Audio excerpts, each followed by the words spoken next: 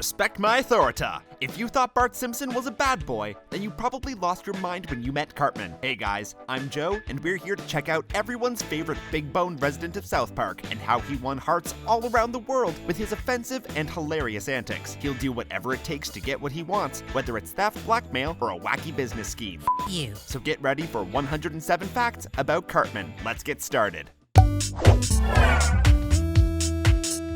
Cartman's full name is Eric Theodore Cartman. His birthday is on July 1st, which is technically Canada Day. It's pretty funny considering that the movie features a song called Blame Canada. So, blame Cartman? Cartman lives in his mother's home, located at 93345 Avenue de los Mexicanos, South Park, Colorado. However, his backpack states that his address is 2120 East Bonanza Circle, South Park, Colorado. Maybe it was done so his enemies can't stalk him. Cartman made his first appearance in the short film The Spirit of Christmas, Jesus vs. Frosty, in 1992. In this short, Cartman is murdered by an evil tentacled Frosty the Snowman. When he's killed, one of the other boys exclaims, "Oh my God!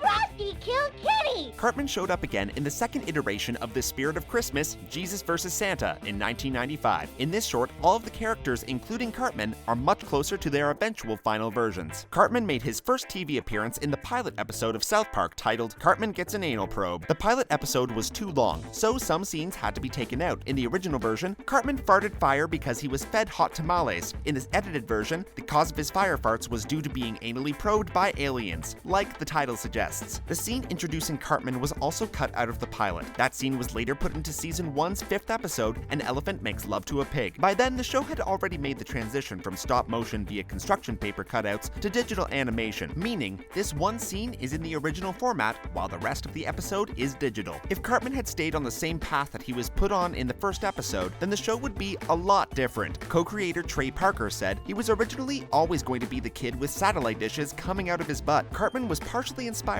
and named after co-creator Matt Stone's high school classmate, Matt Cartman. Cartman initially started out as that fat kid that everyone picked on. Clearly, he went on to evolve into someone more diabolical, who picks on everyone else. While developing Cartman, Parker noticed that everyone either remembers an annoying fat kid from their childhood, or that they can identify with having been the annoying fat kid. I'm not fat.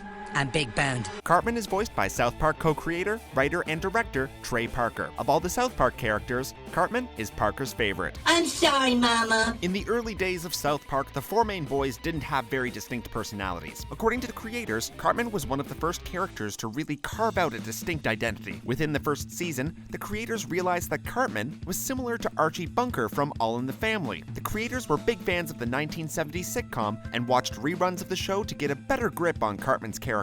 Stone credits producer LEAR for the creation of South Park because LEAR fought so hard for All in the Family and his other shows. Part of the appeal of Cartman was that as an 8-year-old, he could do anything he wanted. The audience accepts that he doesn't really know what he's doing because of his young age, even if that thing is dressing up like Hitler. We forgive him because he's reacting to his environment. Cartman and his friends have such foul mouths because the creators believe that's how little boys act when they are completely left alone. They don't really have much of a filter. Butthole, titties, bowels. Speaking of which, Cartman's favorite curse word is tampon. He knows it's not as hardcore as the other curse words he uses, but he still thinks that it's really funny. Blood-drenched frozen tampon popsicle! Cartman and the gang were in 3rd grade during seasons 1, 2, and 3. They finally went to 4th grade at the start of season 4 and have been there ever since. Cartman isn't the biggest fan of his gang of friends. He thinks that they all suck ass and aren't all that great. Me nah. You guys, nah. Screw you guys. I'm going home. Cartman was the first of the boys to be seen without a hat on. This was in Season 2's episode, Merry Christmas, Charlie Manson. In that same episode, we see Cartman visit his extended family. His family looks and acts much like he does, so we can clearly see that he takes after his mom's side and not his father's. Amen. Cartman's mother was based on the idea of parents who were trying too hard to be their kids' friends instead of being their parent. It's this kind of parenting that the creators claim makes kids really evil. Cartman's mother came close to taming him by recruiting the help of Caesar Milan, aka the Dog Whisperer.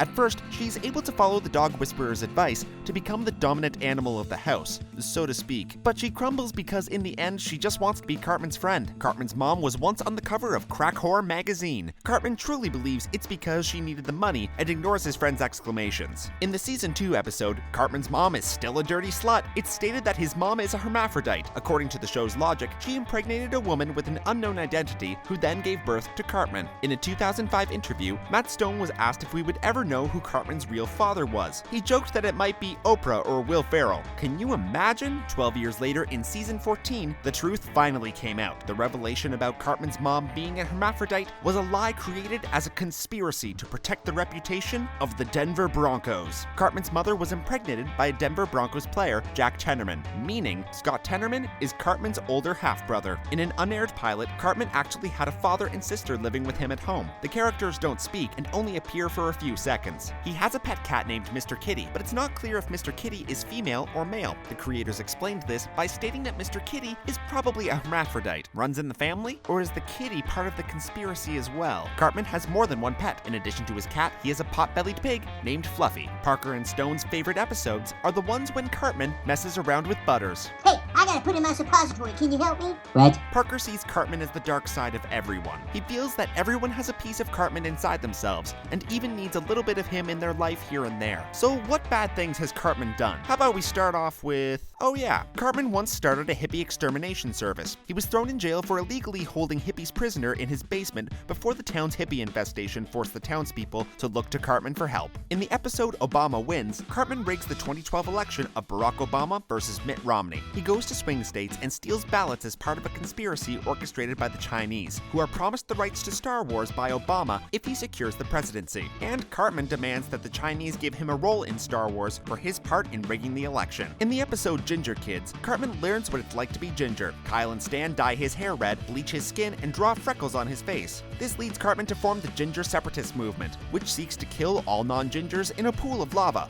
This was technically payback, since Cartman originally started a campaign against redheads. We claimed our solace in evil, and unfortunately, it seemed as though somebody agreed. In 2008, Canada's RCMP investigated a Facebook group called National Kick a Ginger Day. Are you going to do it? Over concerns of real-life bullying and assault. The Facebook group was inspired by Cartman's anti-ginger plot. Come on, guys. Cartman is clearly someone whose footsteps nobody should ever follow. Ever. He is a terrible person. Remember how Cartman became HIV positive in an episode? Well, he then purposefully gave the virus to Kyle. Luckily, the two were both able to be cured. Cartman and Kyle sought out Magic Johnson to find the cure. In the episode Weight Gain 4000, Cartman won the school's Save Our Fragile Planet essay contest. How did he do it? By writing his name on a copy of Henry David Thoreau's Walden. Once, Cartman started up a business that forced crack-addicted babies to fight over crack cocaine for people's entertainment. To justify his actions, he tried to compare the babies' likenesses to real-life controversies around business deals between college athletics and the games publisher, EA. Since he was 2 years old, Cartman had always wanted to have $1 million. He finally gets his dream in the season 5 episode, Cartman Land. Eventually, Cartman gets bigger goals. It's no longer $1 million anymore, it's now $10 million. Cartman loves money, way more than he loves his friends. In Cherokee hair tampons, Kyle desperately needs a kidney transplant, and Cartman is the only one who is a match. Cartman refuses to give him the transplant unless he gets paid $10 million. In the end, Cartman is tricked into giving the kidney away without getting paid. But that's not all he's done for money. Cartman once pretended to be disabled in order to compete in the Special Olympics and win the $1,000 prize. While he didn't win, he still got the Spirit Award and a gift voucher. Cartman also lobbied Congress to decriminalize stem cell research. This was done under the guise of saving Kenny's life, but the true reason was that so Cartman could make money off of some dead fetuses he found. Cartman even founded his own church to scam parishioners out of their money. This was one of his many plots to get that $10 million.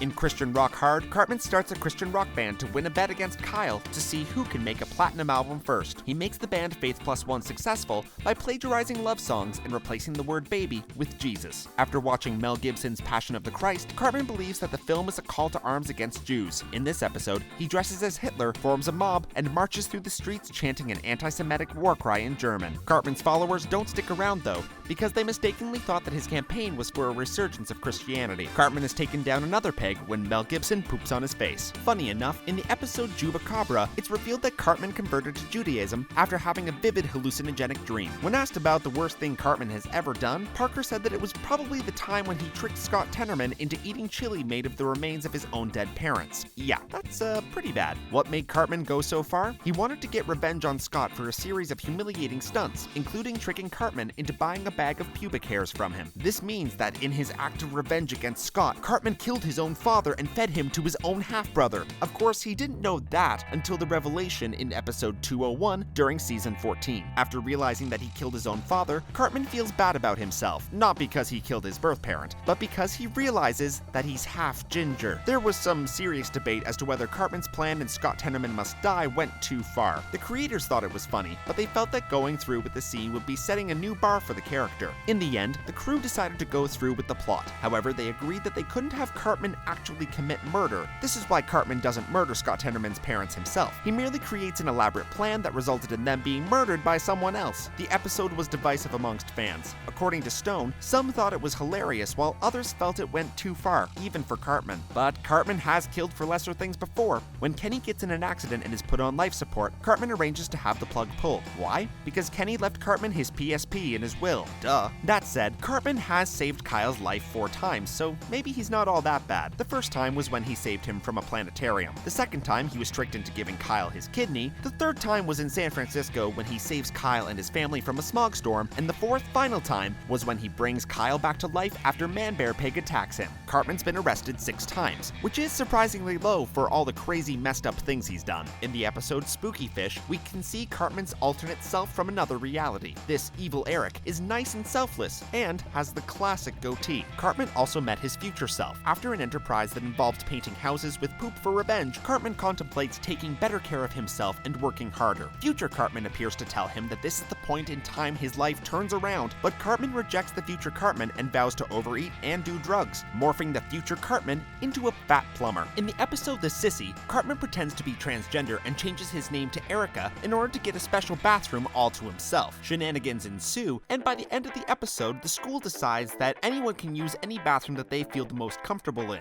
with one exception. If anyone is uncomfortable with the fact that anyone can use any bathroom, there's a special private bathroom for them, and you know that that one belongs all to Eric. Like many little boys, Cartman dreams of being a pirate. He fulfills his dream by going to Somalia's capital with the other boys and becomes a pirate captain known as Fatbeard. At one point, when the boys made up their own anime ninja persona, Cartman chose the name Bullrog. He claimed that he's a tough ninja who fights against hippies with his powerful sai. During another instance, Cartman took on the persona of Mr. Cartmanas to teach inner-city youth how to cheat. Mr. Cartmanas is a parody of Jamie Escalante from the 1988 movie Stand and Deliver. How do I reach these kids? Another one of Cartman's many personas was Dog the Hall Monitor. This identity is a parody of Dog the Bounty Hunter. Cartman has a superhero alter ego named the Coon. The Coon parodies dark superhero stories such as the Christopher Nolan Batman films. Cartman later returns to his superhero persona to team up with Cthulhu. Together they team up to attack synagogues, Burning Man, San Francisco, and Justin Bieber. In 2008, Cartman gave a short interview in his own voice with Julie Rovner of NPR. Yes, the real NPR. After the interviewer asked Cartman what he wanted to be when he grows up, he bluntly answered that he definitely doesn't want to become an interviewer. Ouch. When asked what he would like to hear from God if he went to heaven, Cartman said, "Eric, all of this is yours. I'm done. You're in charge now." Cartman actually speaks 3 languages: Spanish, German, and of course English. Even though Cartman thinks it might be egotastical, that's the pronunciation he used, he considers himself his own hero. Why? Because everything about him is just so cool. His least favorite words are no, don't, and ecosystem. Wait, what does he have against the ecosystem? His motto is shut up, stupid, I hate you. Words to live by? When asked what his favorite sound was, Cartman said that it was the sound of people he doesn't like crying, whereas the sound he likes least is babies laughing. Wonder if he likes babies crying. When Cartman grows up, he wants to eat stuff and play whatever the best Xbox is for a living. He doesn't think he'll have to earn money to buy the Xbox because his mom will get it for him. Cartman's idea of happiness is nobody being on Earth but him. He said if he was in Will Smith's situation in I Am Legend, he would be extremely content with it. Cartman claims that his favorite color is Caucasian. He likes Asian too, but not as much. Don't take him for a racist though, because he claims he's fine with black people. Cartman's cholesterol level is that of the 70-year-old man. We learn this in the episode 1%, when his bad health puts the school at the lowest ranking on the presidential fitness test. Cartman originally weighed 90 pounds when he was 8 in the 3rd grade. However, his current weight is unknown. Considering how much he eats, it's probably now a lot more than that, even though he looks the same visually. Cartoons, you know? In order to get out of wearing glasses, Cartman goes to the extreme to correct his vision. After laser corrective surgery goes wrong, Cartman decides to get a transplant, using Kenny's eyes after a succubus killed his friend. Thus, Cartman's eyes are actually that of a dead Kenny. Ugh. Cartman seems to be one of the only children who is completely aware of Kenny's multiple deaths, but doesn't really let them bother him. We know this because in Cartman Land, Kenny's family tries to sue Cartman for Kenny's wrongful death, but Cartman states that Kenny dies all the time. Yuri on on Ice featured a South Park reference to Cartman. In Jean-Jacques J.J. Leroy's childhood flashback, J.J. wears Cartman's iconic outfit. Bonus fact, South Park also referenced Yuri on Ice in a shot looking through Ike's search history. Nice to see shows acknowledge each other across the world. In an episode of the Powerpuff Girls, Blossom can be seen in Cartman's outfit after stumbling into the iconic coat, hat, and mittens while chasing a real imaginary friend into the clothing rack. Cartman and his friends show up in The Simpsons when Bart and Milhouse watch South Park. Milhouse feels a bit disillusioned by the fact that South Park kids are voiced by adults. In reality, Milhouse is not only voiced by an adult, but by an adult woman, Pamela Hayden. In the Futurama movie, Bender's Big Score, Cartman's head, hat, and all is preserved inside of a jar, among many others. Cartman's favorite snack is Cheesy Poofs. In 2011, Frito-Lay partnered with South Park to sell Cheesy Poofs in real life. Why couldn't they keep existing? The show released a compilation of Cartman-centric episodes made up of 2 discs called South Park, The Cult of Cartman. Not only is there a DVD introduction, there are also episode introductions, all made by Eric Cartman himself. In 2000, the MTV Movie Awards included a South Park segment, which Stone and Parker created to parody Gladiator and Battlefield Earth. In it, the South Park boys are pitted against gladiators, only for Cartman to soil himself in fear. Oh, you guys, I crapped my pants! Believe it or not, Cartman is featured on the South Park Bigger, Longer, and Uncut soundtrack. On it, he sings the musical numbers that he performs with his friends in the movie. In South Park Bigger, Longer, and Uncut, Cartman has a V-chip implanted into his head that shocks him whenever he curses, which is a lot. It's then recircuited so that every time he curses, he can use a bolt of lightning as a weapon. The band Rush commissioned an intro short for their 2007 Snakes and Arrows tour featuring Cartman and the other South Park boys. The boys form a Rush cover band playing Tom Sawyer, with Cartman wearing a wig to look like Rush singer Geddy Lee. Cartman sings his own version of Tom Sawyer, in which he gets the lyrics wrong and confuses Tom Sawyer with Huckleberry Finn. In 1999, National Westminster Bank did a poll among 8 and 9-year-olds to see who was their favorite celebrity personality. Cartman came in at number 1, beating Bart Simpson, who got 2nd place. Cartman and the boys make an appearance in the 2005 documentary, The Aristocrats. In the clip, Cartman tells a really long joke called The Aristocrats, in extremely graphic detail. How graphic, you might ask? Well, you're just gonna have to watch it for yourself to find out. And the father says, the aristocrats. In 2002, Cartman was featured in promos for the NHL team, the Los Angeles Kings. The promos played live at hockey games and had Cartman interacting with, well, assaulting the other team's mascots. Cartman also introduced the starting lineup for the University of Colorado's football team during a 2007 game between them and the University of Nebraska. Cody Hawkins is the quarterback, because he's the coach's son, so he can do whatever he wants. Cartman is a playable character in the RPG South Park, The Stick of Truth. He takes the player character, New Kid, under his wing and introduces you to the game. In The Stick of Truth, the kingdom of Koopa Keep is located in Cartman's backyard, and Cartman is the Grand Wizard. In the episode Black Friday, Cartman pokes fun at how long it took to develop The Stick of Truth. He tells Kyle not to pre-order a game. When you pre-order a game, you're just committing to paying for something that some assholes in California haven't even finished working on yet. And I'm still waiting for the fractured but whole. If you can't get enough of Cartman from the episodes, a rendition of Lady Gaga's Poker Face with Cartman singing lead vocals was released in the Rock Band Music Store in 2010. Stone says that when it comes to bad impressions of Cartman, it's not so much the voice that people get wrong, it's the bad acting that make the impressions fall apart. Cartman's particular way of saying hey was introduced in the 2002 edition of the Oxford Dictionary of Catchphrases. So I guess hey now counts as a catchphrase? Stone feels that it's a total honor that Cartman is considered as iconic as Homer Simpson and Archie Bunker are in the animation world. We'd say that's a pretty high achievement. By the way, in case you haven't seen it, Cartman has a tiny penis, even for his age. How small? It's 1.4 inches. You are welcome. Thanks for watching 107 Facts About Cartman. Did we miss anything? What's your favorite thing about him? Comment below and let us know. We have videos dropping every day, so make sure to subscribe. And don't forget to hit the bell icon to become part of the notification squad. Because remember, Frederator loves you.